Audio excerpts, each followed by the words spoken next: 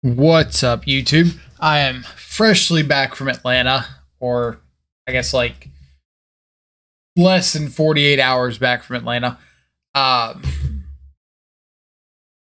I didn't even play the main event. Went to support some buddies. Ended up playing in a Pioneer 5K on Sunday with Grixis Arclight Phoenix. I have never picked up the deck. I've never played a match with it. I've never watched a video on it. I picked it up completely blind, and I had a blast. So as soon as I got back, I ran through a Pioneer League with it, which is what I'm going to show off to you here. And I just wanted to talk about the deck for a minute, talk about my experience in Atlanta. We'll go over these matches, talk about what I think about it. I just want to give a disclaimer before we start off. If you're looking for a end all be all on Grixis Arclight, this is not it. If you were looking for somebody to punt through some games, but talk about lines, talk about things that I've been learning about the deck, things that I've learned since playing it, ways I can see my my sequences improve, then this is the video for you. So first off, when I picked up the deck in Atlanta, I already had seen the blue-red Arclight decks, but then somebody said, oh, there's a Dimir Arclight. And I'm like, that sounds awful. Can't even cast your Arclights if you don't have red lands. Well, it turns out it's Dimir, splash a couple steam vents, but you get these really, really good black cards in your main. Bitter Triumph is sort of a 1-for-1 replacement for Lightning Axe. So you get to discard your Phoenixes to it. You can pay 3 life instead of paying 4 extra mana or 5 extra mana, whatever the axe is. You get Shieldred, Fatal Push, Thoughtseize, Go Blank, such an amazing card in the mirror match. You get Languish, one of the best, in my opinion, sweepers in the format. Now, you do have to remember that I do not have a lot of Pioneer hours under my belt, so a lot of decisions that I make or plays that I go with might not be optimal because I'm still learning what I need to play into, play around, what I need to keep an eye out for, and that really reflects in a lot of the games that I've had so far. So just a quick recap on Atlanta. Like I said, I played a 5K side event with this.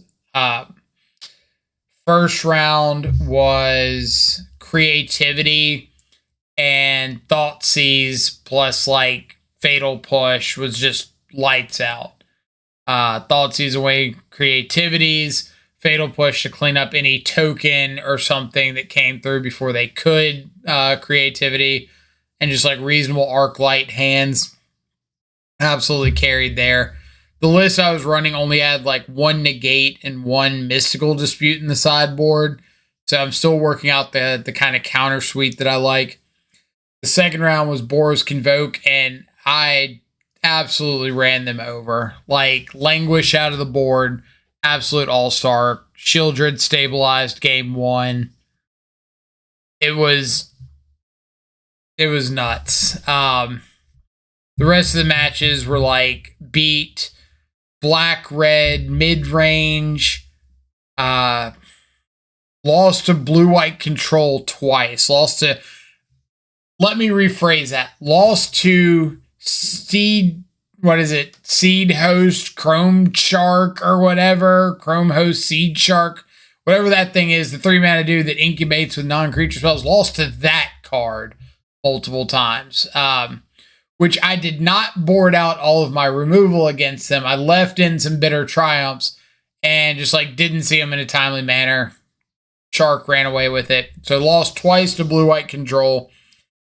I did beat a Lotus field, and I lost to something else. I ended up the Swiss 4-3. Either way, really, really fun event. Really like checking out Pioneer. And obviously, for the first time picking up the deck, I was thrilled with the results. And it was really cool that somebody who had never touched the deck before could go positive in like a premier Pioneer event. So when I got back, I wanted to fire up a league, see if like maybe I could start putting a little bit of the stuff I was learning into play. I have not watched, I watched like part of one YouTube video, I think that Doomwake did, and part of one video that Gabriel Nassif did on Grixis Arclight. And that was about it. And when I say part of a video, I mean like one round each. So if I'm getting into Pioneer more, I know I need to devote more time to really learning the deck. But like I said, we're going to jump into these matches. We're going to go over lines that I think were good, lines I think were bad, good, bad, and decision making, why I did what I did, and we'll see if we can learn from it. So I think if anything, this is going to be like more of an educational style video.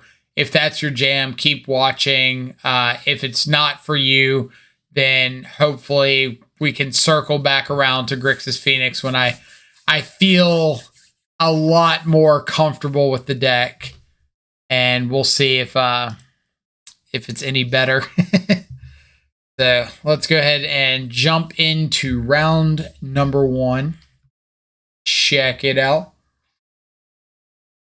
This is also one of these times I really like these voiceover videos, because I feel like I can stop whenever I want and like really go over what I'm thinking, what the plan is.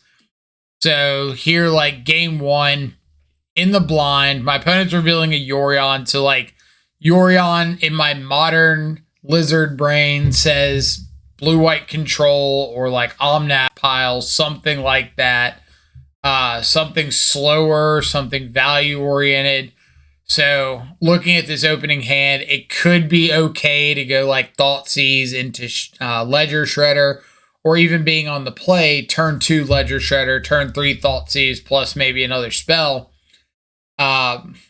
Little hesitant that if I just start on turn 2 Ledger Shredder and they have like a Get Lost or something, then that kind of throws my entire hand out of whack, because with this double Arclight Phoenix, I need the Ledger Shredder to stick around. Like, I need to get a Connive trigger or two to get these Arclights in the yard.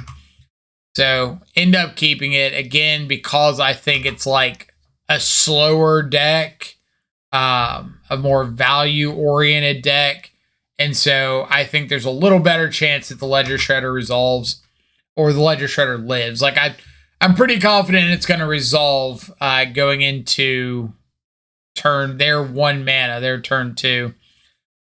And so, yeah, it does end up resolving. We bait out the veto with the Thoughtseize, resolve the Free the Fae, which lets us ditch an Arclight Phoenix, flip over another Arclight with the Free the Fae. So now we're like really setting up for an explosive turn 3. We hit the 3rd cantrip.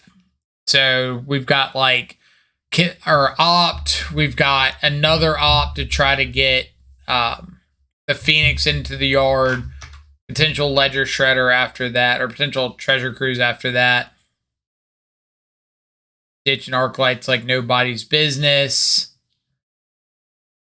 We managed to hit the land for the Treasure Cruise. I would have been okay exiling 1 Arclight for the Treasure Cruise, because like I'm still getting back 6 power.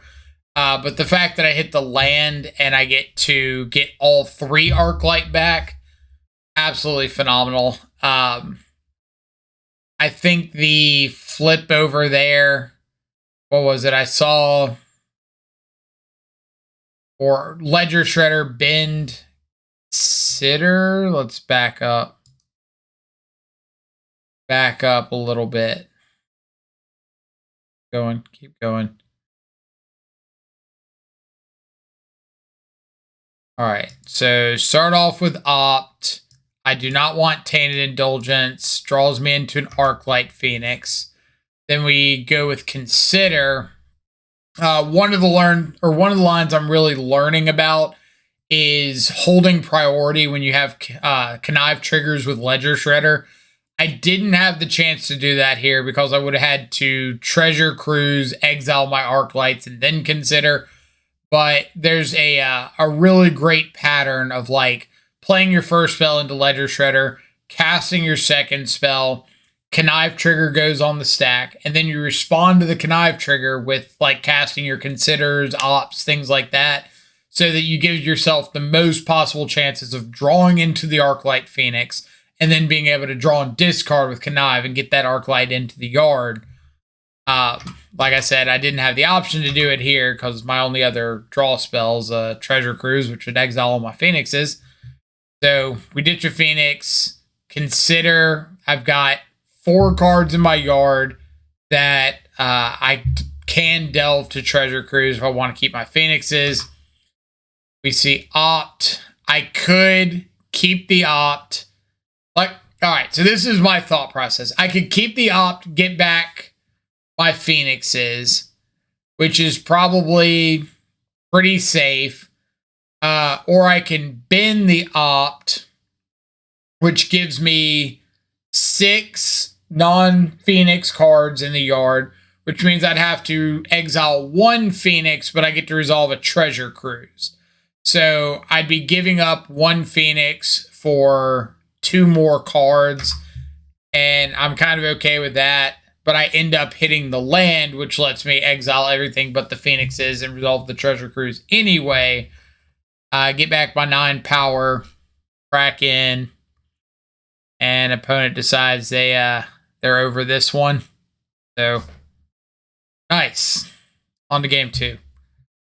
Kind of what I was saying earlier, Dark Slick Shore with the mana base. Did I say that earlier?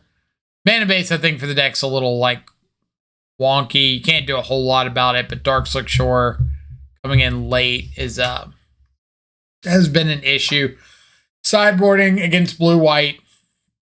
For me, I'm cutting all the Fatal Push. I'm keeping some Bitter Triumphs in because not only like Big Teferi, Wandering Emperor, Seed Host, Chrome Shark, whatever the thing's name is, any of those taking a Bitter Triumph is nice. And I end up trimming an Arclight, a Treasure Cruise, and a Picklock. Mainly trimming an Arclight and a Treasure Cruise because like Rest in Peace, Farewell, stuff like that, nuking the yard makes those worse. And then trimming a Picklock Prankster because I want to get rid of like a little bit of the Grave synergy going on. Now, do keep in mind if your opponent's got something like a Rest in Peace out and you free the Fae off your Picklock Prankster, you do still get to pick one of those 4 cards to put back in your hand. The way the judge explained it to me in Atlanta is that this exile zone is like a public zone, so you can identify the 4 cards that are getting milled. And since milling, like Picklock Prankster doesn't specify that you have to get back a card from the graveyard, then you get to identify the 4 cards that are being milled, and then you can pull the card from those 4 cards. So yeah, trim a bunch of that stuff. Brought in like the Saheelis, brought in Kaito, Duress, Disdainful Stroke, Spell Pierces. Just trying to get like a little more interactive on the stack. Life total doesn't matter too terribly much. I just kind of want to find a 3rd land for Saheeli. But I have a hard time throwing back a Spell Pierce, if we're being honest. And it's going to make disappear our Ledger Shredder. I could have just held up and like gone for Consider. But I've got to get counter spells out of hand somewhere. Here, I didn't want to cast Saheeli into a bunch of open mana, so I thought maybe I can like bait with the Consider or try to find a 4th land drop so that I can Saheeli plus Pierce.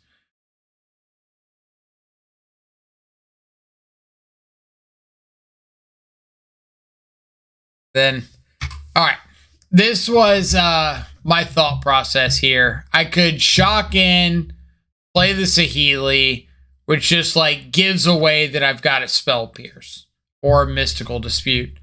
If they have a dispute like that, I can't do anything about it. If they have like a Make Disappear, maybe they don't cast it because I have a Spell Pierce.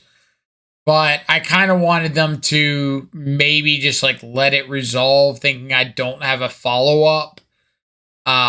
Probably a bit greedy there. I should have just shocked in, played the Saheeli. Wouldn't have changed anything with the mystical dispute, but I wanted to make sure that I shocked in now and held up Spell Pierce because of Teferi, Hero of Dominaria.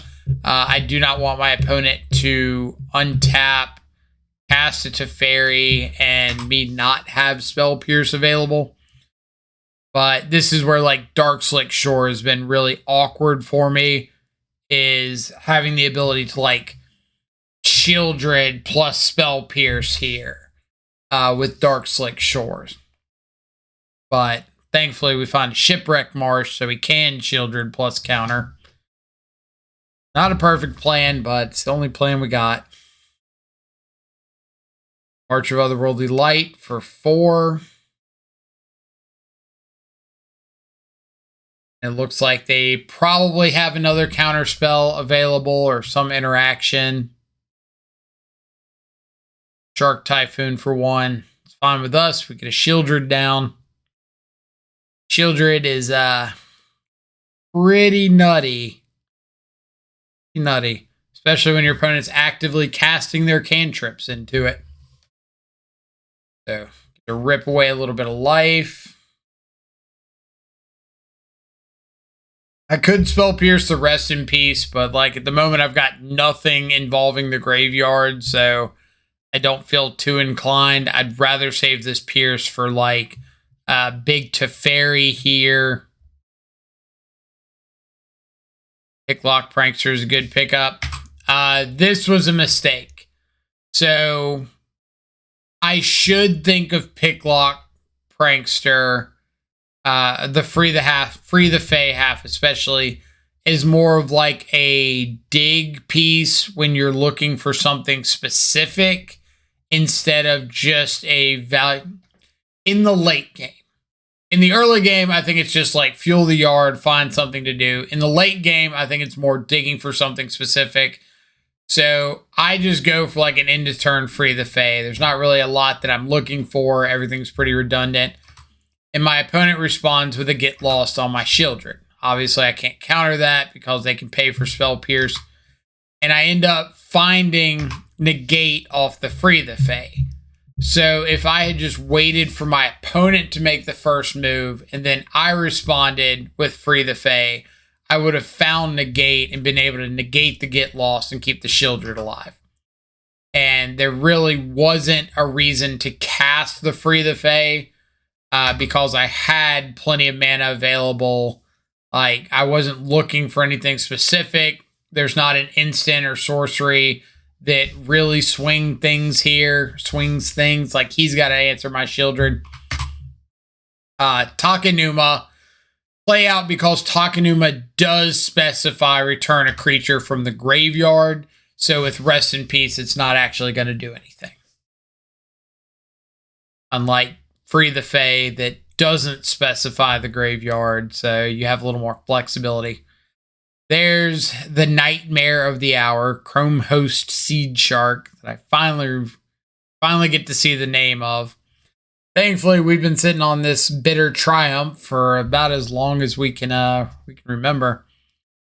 Trying to get my opponent to use up a removal spell on the Picklock so I can go blank the rest of the cards in their hand.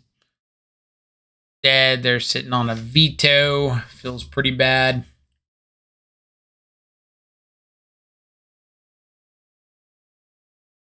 Got 4 mana for a Deluge. Really, really happy I get to convert on this Spell Pierce this late. And I'm really fine like countering this this Memory Deluge because with the Rest in Peace, they're not going to get to flash it back. Another Chrome Host. Okay.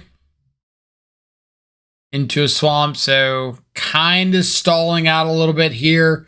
This is where the manlands really shine.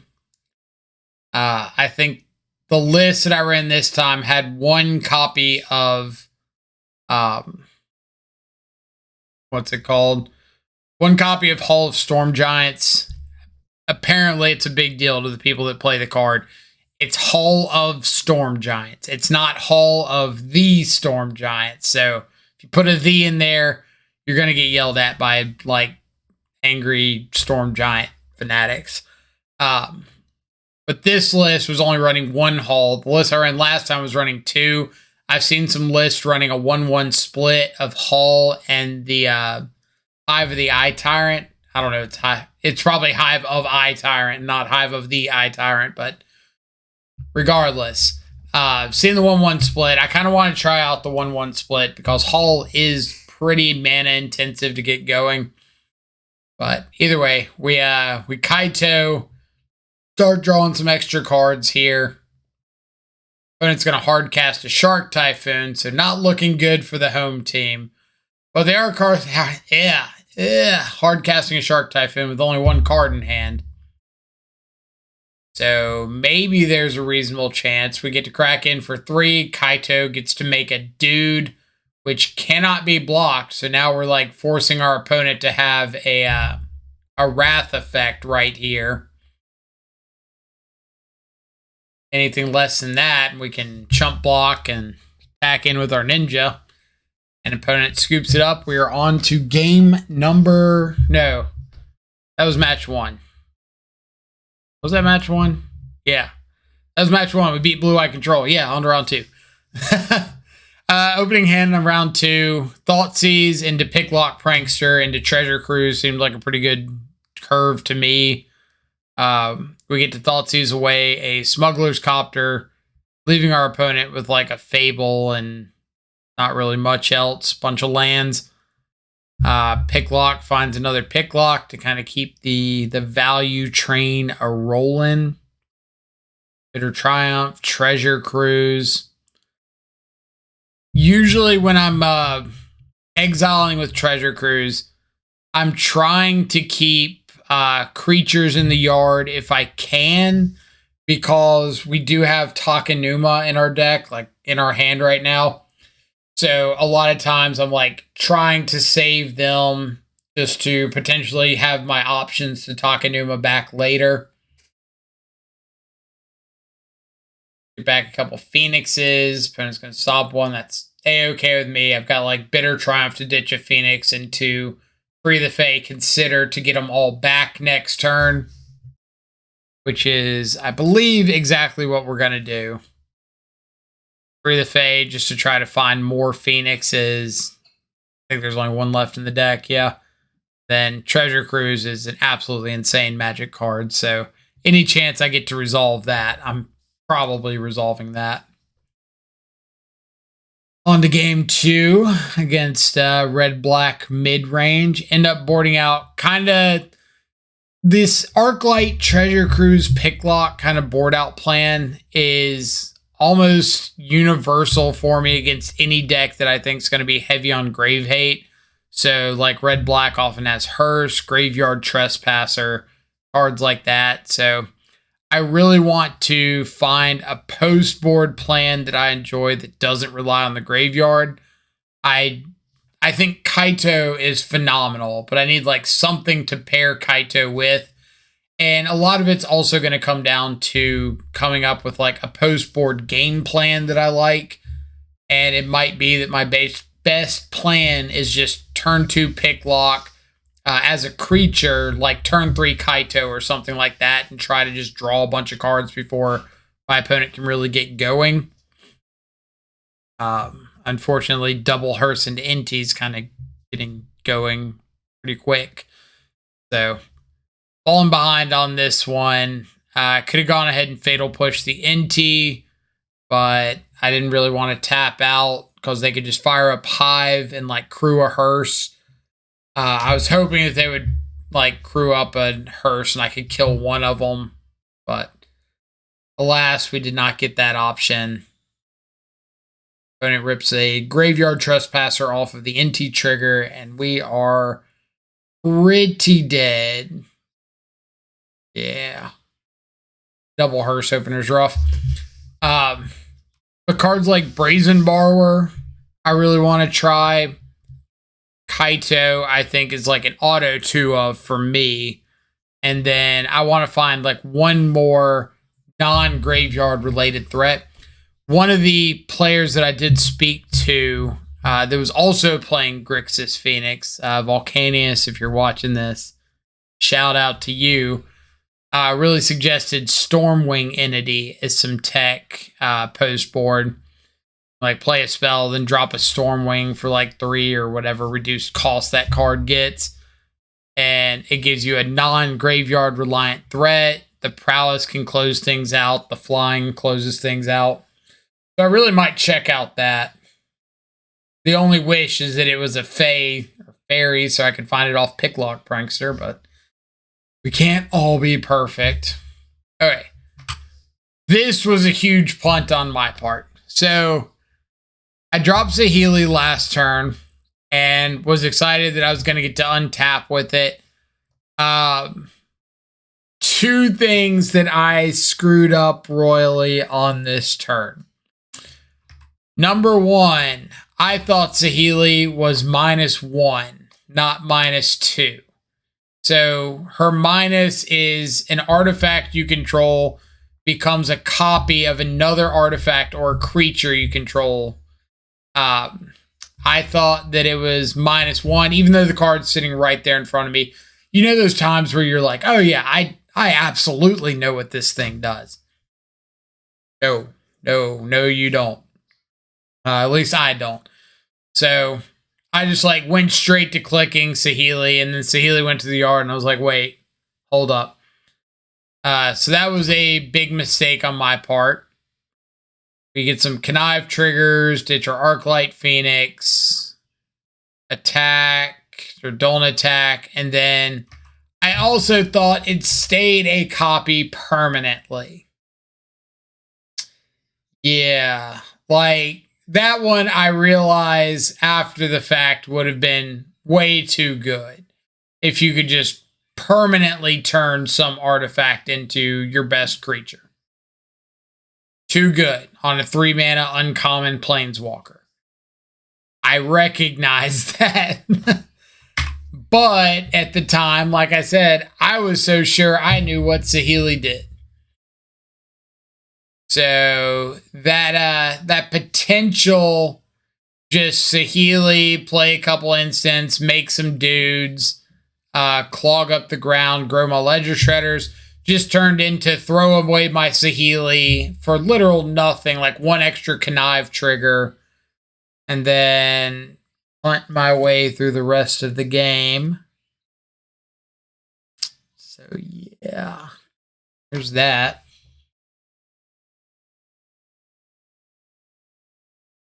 Also, as you can clearly see, we do not have a second black source to cast this Shieldred.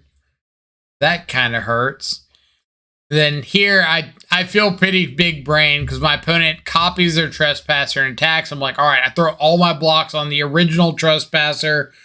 I don't think they've got double removal spell to prevent its death. And they just have second Trespasser. I was like, okay, I gang blocked the first one. They can't copy it again. Everything feels right in the world. And nope, more Trespassers.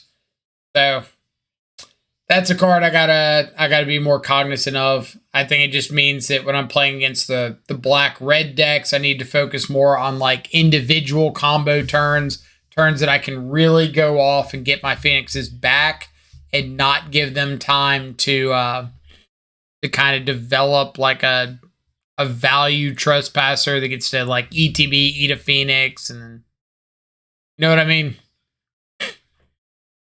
So Duress, Tainted Indulgence, because I think that's like best card I've got available. Really expecting him to follow up all this with a Graveyard Trespasser and eat my Phoenix. So I could have held the Phoenix in hand. Might have been better. Thankfully, they just follow up with an NT, so I do get to kill that. And then this is me starting to have things click with Phoenix. I've got the Phoenix in the yard. I've got double removal spells. So I don't want to target my own guy. What I can do is Fatal Push the NT, hold priority, Bitter Triumph the NT. That gets Connive on the stack, and I can respond to the Connive with Consider it gives me the most chances at finding another Arclight Phoenix. So there's not a lot. Let me stop and put it into words. There's a lot of times that I think people believe holding priority matters when it really doesn't. I would say a good 75% of the time when people hold priority, they think they're playing around something and they're not actually. I really love getting to see times where holding priority actually matters. So the holding priority on the removal spell, because if I let the Fatal Push resolve, then my only target for Bitter Triumph is my own Ledger Shredder. So it would die. I'd lose my Shredder. So holding priority on the removal spells for the NT to get my 3 spell count is really cool. I could start off with Consider, but I want to save Consider for after my Connive trigger goes on the stack to give me the most chances of drawing an Arclight Phoenix. So the Connive trigger goes on the stack. We Consider. We get to look at the top card. Phoenix, put in the bin. If it's something else, put it into hand. If it's like a bad spell, we put it in the bin. So we see Treasure Cruise. I want Treasure Cruise. That's a fantastic follow-up for getting back this Arclight and attacking in. Connive finds another Treasure Cruise, so we ditch that. Get back our Phoenix, crack in for 6. Like, that's the kind of sequencing that I feel like I'm kind of starting to get the hang of with Phoenix. Kind of, barely. Like here, leading off with the Treasure Cruise. So if I find Phoenix, I get to ditch it to the Ledger Shredder.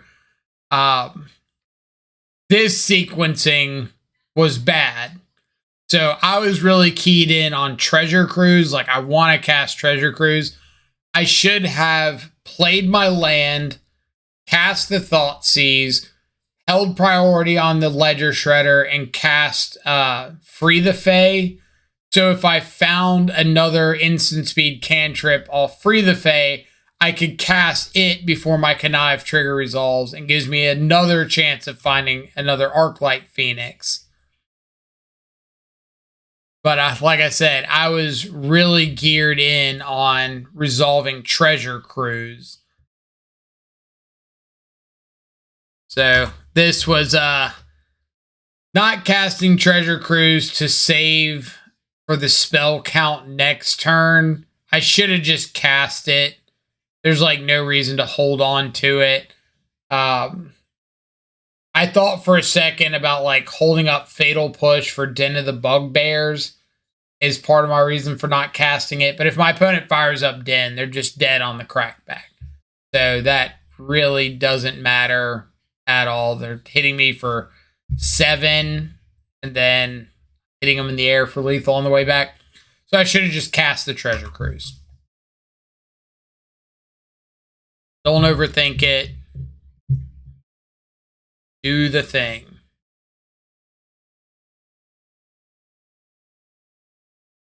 So on to game 3. Game 3 against Black Red. Got a Spell Pierce for a Hearse. We've got Fatal Push for an NT. Spell Pierce a Copter.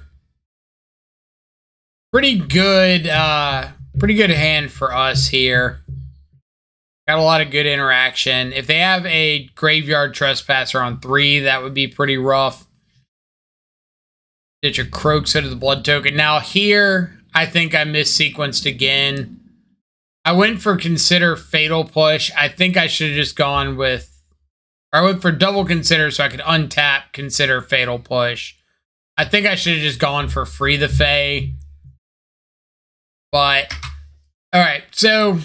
It was like a combination of rewarded and punished because I needed all of the Considers in the Slight to find my 3rd land drop. So like on that side, good for casting all the interact or all the draw spells.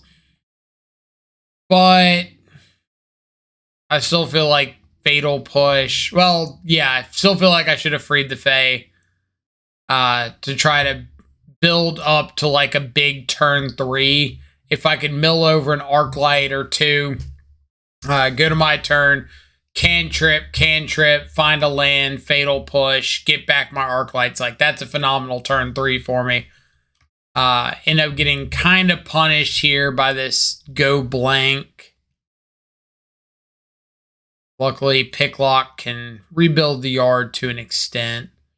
Go to hardcast the Leyline of the Void. We top deck an Arclight.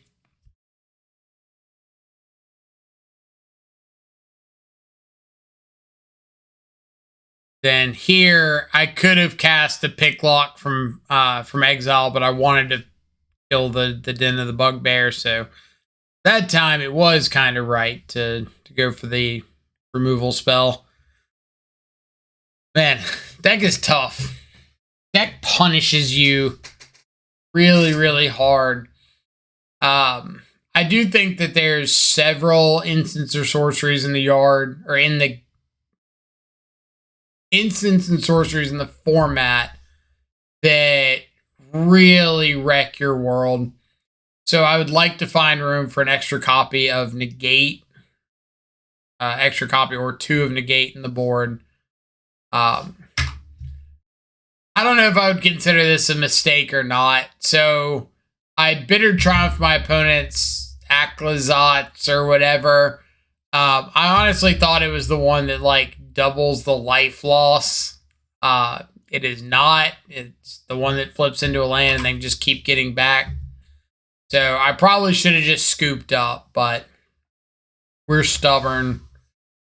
We're casting cantrips into lands, but yeah, I do not think I can beat that Aclazotz or whatever from this board state.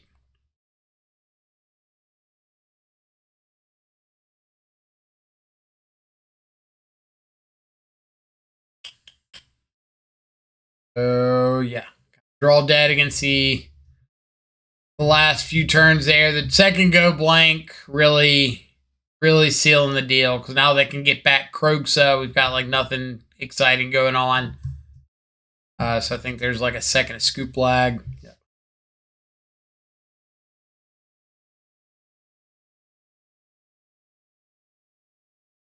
I kind of forgot this was like back-to-back Rakdos Midrange.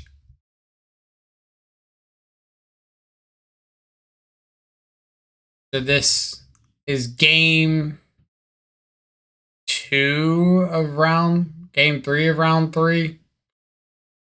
I don't know. We'll figure it out. Not really important. I'm more focused on seeing how my individual lines are working out. It'll push an NT. Opponent's got a Trespasser. If I had Phoenix in hand, I wouldn't be that opposed to like Bitter Triumph, pay 3 life, and ditch the Phoenix there into turn. But because I don't, I'm just going to untap, slam Shieldred, and say, go.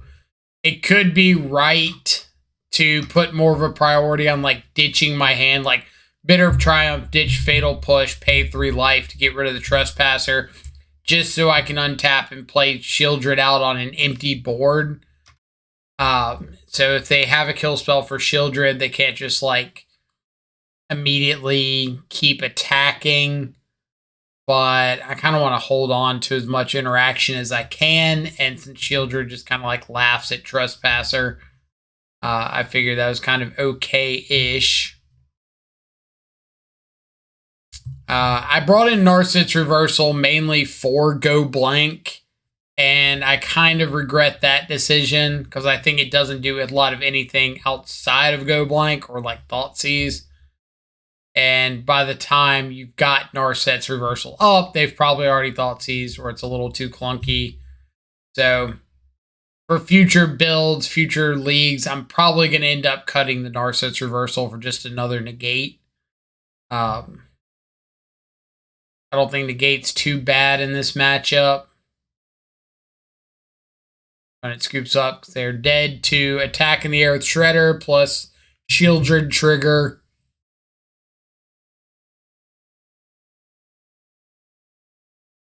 Now we're on to match 4. Really good hand on the opener on the play. got lands, got Shredder. I saw somebody in a video talking about almost this exact scenario, like not casting Sleight of Hand turn 1 because you don't know what you're looking for, you don't know what you're up against. Plus, you get to kind of save that for turn 3 to maybe go off with a Shredder if you find a Phoenix or two. So trying to kind of take that to heart. Play out my Clearwater pathway because I have more blue cantrips than anything, so I give myself the best chance of drawing like a third blue source in case I consider Sleight of Hand into another 1-mana cantrip. Opponents on spirits. You can tell by the fact that they played a spirit. So finding a Bitter Triumph, pretty solid here. Flash and Rattle Chains, go for the double block. A little sad that I couldn't find a way to grow that first Shredder.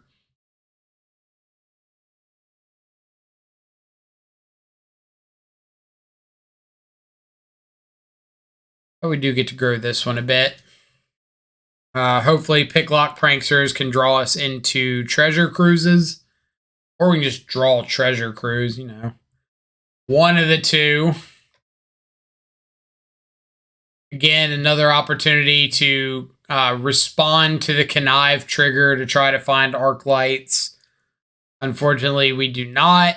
I probably wouldn't be so inclined to do that this turn if our opponent wasn't missing land drops. And I don't think they really have the ability to like heavily punish me for tapping out here. If this were like turn 3 or 4 and I thought there was a chance that they could like double Lord or Rattle Chains into something impactful, then I'd be a lot more likely to hold up the Fatal Push instead. But I just think that worst case scenario, they do like 5 damage to me or 3 or 4 damage and exile my Shredder. And I'm kind of okay with those, but I just get to untap with double removal spell. Including an Arc Light that I get to ditch to Bitter Triumph. Sideboarding against spirits. Not really much to do. If I had Mystical Dispute, I'd bring it in, even if they might be a Cavern of Souls deck. Bring in Kaito, because I really want to get ahead on cards. My removal spells are like so important in this matchup that I want the ability to find more of them than they can find spirits. Casting out Picklock Prankster on turn 2 wouldn't be the worst. I don't think it's like too necessary. And I don't really care about Eidolon or the Rhetoric. I think I'd rather kill the Rattle Chain so they can't flash in spirits on me.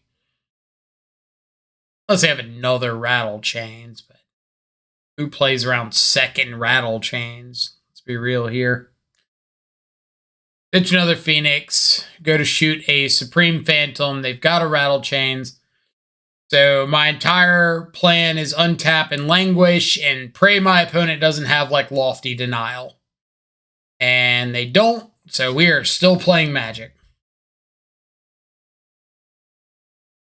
Rest in Peace is fine because I've got a Shieldred. Shieldred, the great stabilizer, unless your opponent immediately has a Skyclave apparition. All right.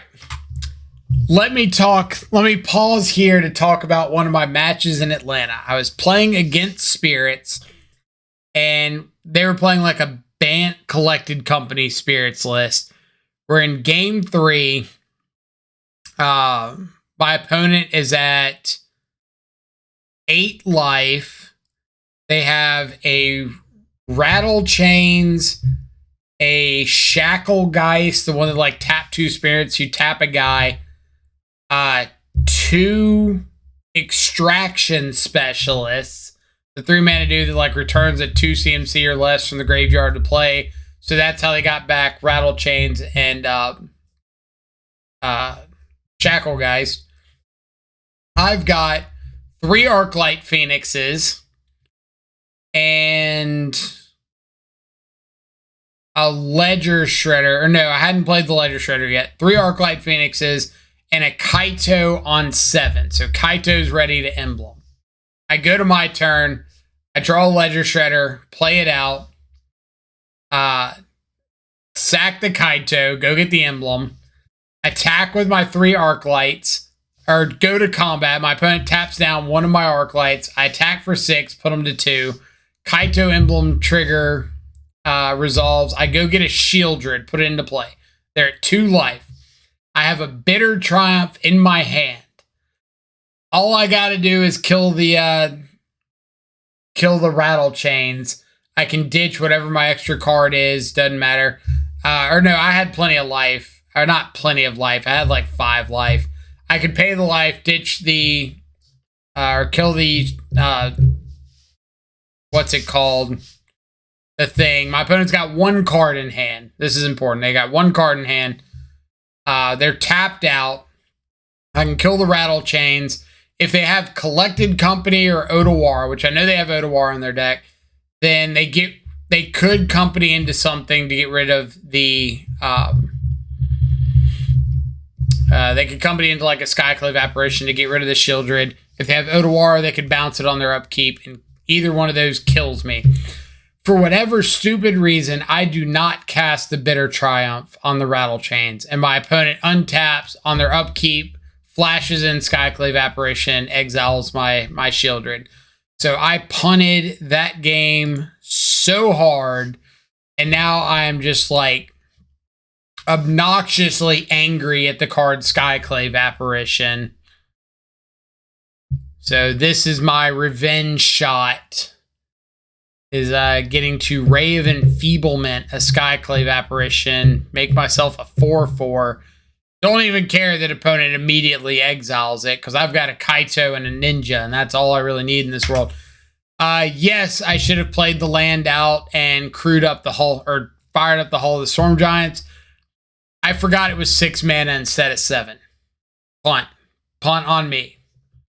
I don't play with these cards. I'm learning. So we get to post-combat an Arclight Phoenix, right when you want to be casting your Arclight Phoenix. But now I remember Hall of the Storm Giants is 6, not 7. So we get to we don't force a chump block, but opponent decides they don't want to take 7. And we get to draw another card with Kaito.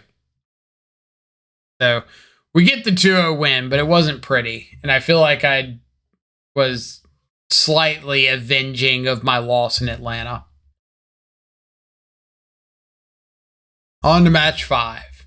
Irrigated farmland, so I'm assuming some sort of like blue-white control.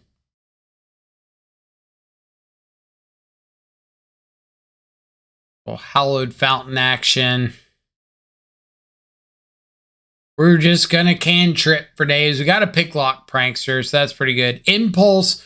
So if you've ever played like Legacy, Impulse is just about always a combo card. It's never like a blue-white control value card. So as soon as I see Impulse, I'm assuming that my opponent is no longer on like a fair blue-white control deck, and now they're digging for something specific. That something specific happens to be Strict Proctor, I'm guessing, or Lotus Field. I have never seen this deck before, but Strict Proctor says whenever a permanent enters the battlefield, causes a triggered ability to trigger, you counter it unless its controller pays 1. So Lotus Field enters, they choose not to pay the 1, counters the ETB trigger of sacking 2 other lands, and now they just have a 1 mana or 1 land drop, 3 mana producing land. Finish that up. We're followed up with a Dream Trawler, and we are in trouble. I decide very quickly that I cannot beat a Dream Trawler resolved here. Go to game 2.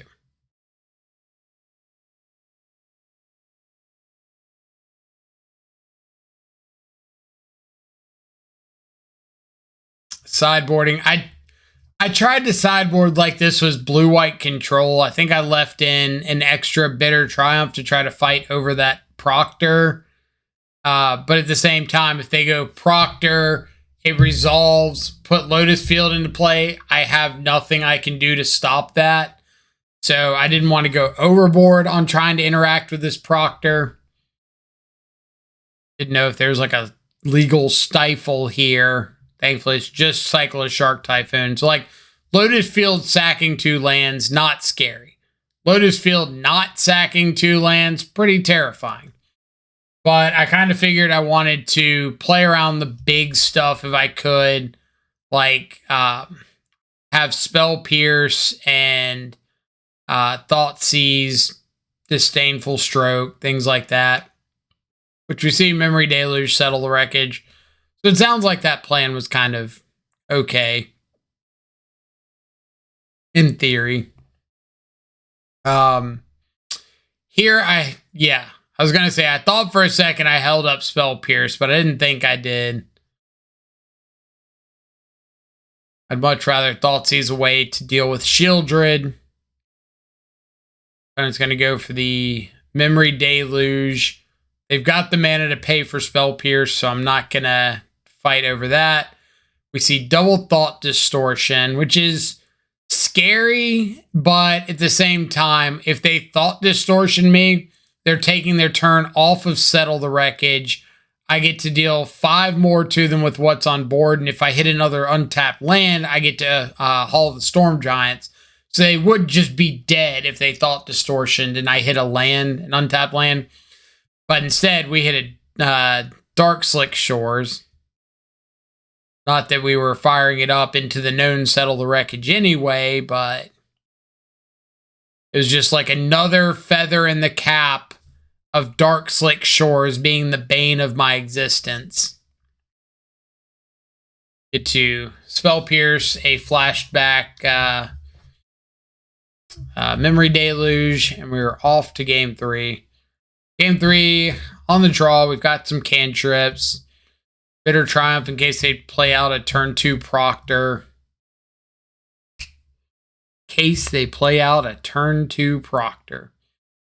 I want to make sure I kill that so they don't get to untap with a Lotus Field.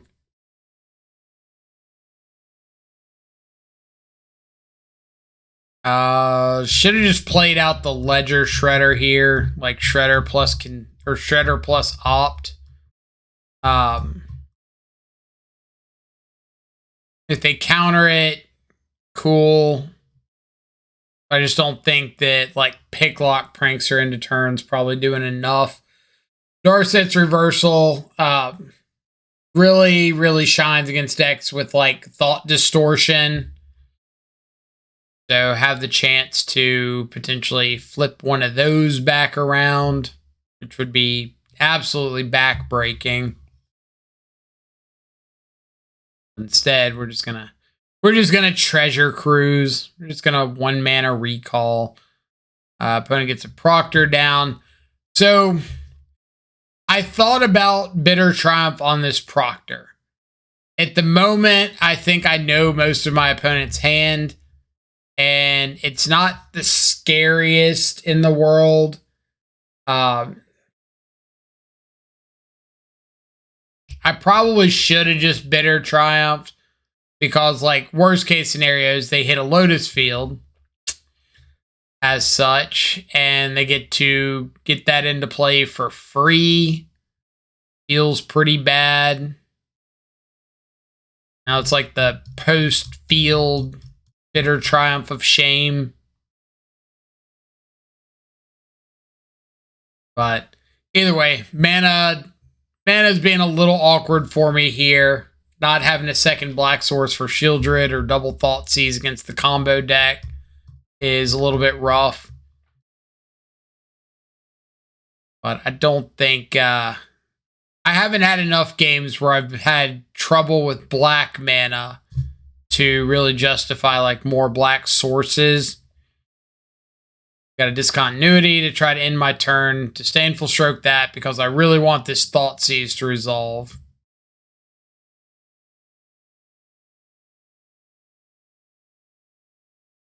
Take the Shark Typhoon, leave them with a Get Lost and a March of Otherworldly Light. Go blank. Really, really good. They've got the memory deluge.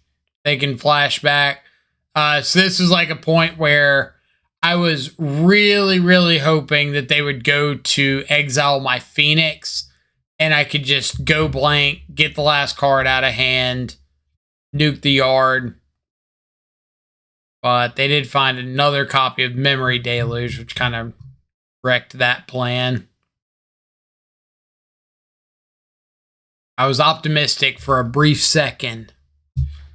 My optimism was shot. Very into Dream Trawler, and that's probably going to be pretty close to game. I could have played the Shieldred out, but my opponent just like draws a card and then Teferi tucks my Shieldred.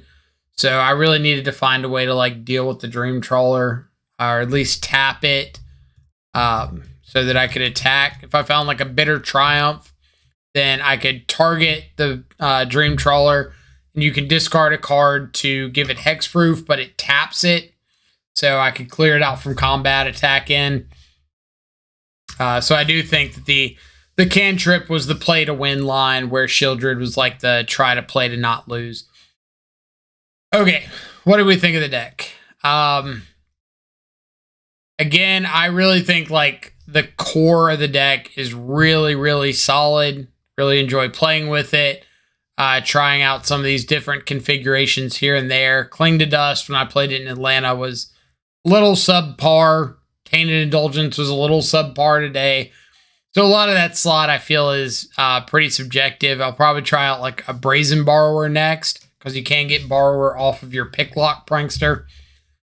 The cantrip suite is okay. I kind of want to go up an opt and down a sleight of hand. I don't know if there's a huge reason for this split, but the instant speed cantrips with Ledger Shredder just feels so much better. So I'd like to figure that out. Sideboard, there's like, I've got like this tier order in my head of sideboard cards.